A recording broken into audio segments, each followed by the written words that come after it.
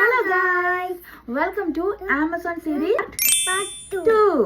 Okay, സേറന്റെ സമയത്ത് ഈ Sera baby ഏറ്റവും കൂടുതൽ യൂസ് ചെയ്തിട്ടുള്ള ഒരു സാധനമാണ്. എന്തായിരുന്നു ഏറ്റവും കൂടുതൽ വായിൽ വെച്ചുകൊണ്ടിരുന്നത്? എന്താ?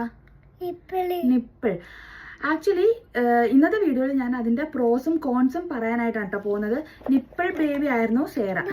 ആ മമ്മി കാണിച്ചു കൊടുക്കാം. സോ ഇതാണ് പാസിഫയർ. അറിയാത്തവർക്ക് വേണ്ടിയിട്ടാണ്. എന്നോടൊക്കെ ഈ ഒരു പാസിഫയർ ഭയങ്കര കോമൺ ആണ്. പക്ഷെ നാട്ടിൽ എനിക്ക് തോന്നുന്നു ഇപ്പം കുറെ പേരൊക്കെ അങ്ങനെ പാസിഫയർ യൂസ് ചെയ്യുന്നുണ്ട്. നിങ്ങൾ നിങ്ങളുടെ ബേബീസിന് പാസിഫയർ യൂസ് ചെയ്യാനായിട്ട് നോക്കുന്നവരാണോ? അങ്ങനെയാണെങ്കിൽ ഞാൻ പറയാൻ പോകുന്ന കുറച്ച് പോയിന്റ്സ് ഒക്കെ ഒന്ന് മൈൻഡിൽ വെക്കുന്നത് നന്നായിരിക്കും. കാരണം 2.5 വർഷം വരെ സേറ ബേബി എന്ത് യൂസ് ചെയ്തിട്ടുണ്ടായിരുന്നു? നിപ്പിൾ യൂസ് ചെയ്തിട്ടുണ്ടായിരുന്നു. അത് മാറ്റാനായിട്ട് ഞങ്ങൾ കുറെ ശ്രമിച്ചു.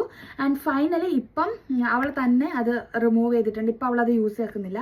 അപ്പം അതിന്റെ പ്രോസും കോൺസും എന്താണെന്ന് ഞാൻ പറഞ്ഞുതരാം. ബേബീസ് ഒക്കെ വല്ലാണ്ട് കരയാണ്. അപ്പം ആ ഒരു ടൈമിൽ നമുക്ക് എന്താ ചെയ്യാൻ പറ്റാത്തത്? ഇപ്പം നമ്മൾ തന്നെ ഉള്ളൂ. അപ്പം നമുക്ക് അവരെ ഒന്ന് സെറ്റിൽ ആക്കണമെങ്കിൽ ഈ ഒരു പാസിഫയർ ഭയങ്കര യൂസ്ഫുൾ ആയിരിക്കും. പിന്നെ ഇത് ഭയങ്കര കൺവീനിയന്റ് ആണ്. നമ്മൾ ട്രാവലൊക്കെ ചെയ്യുന്ന സമയത്ത് ഇത് ഭയങ്കര കൺവീനിയന്റ് ആണ്.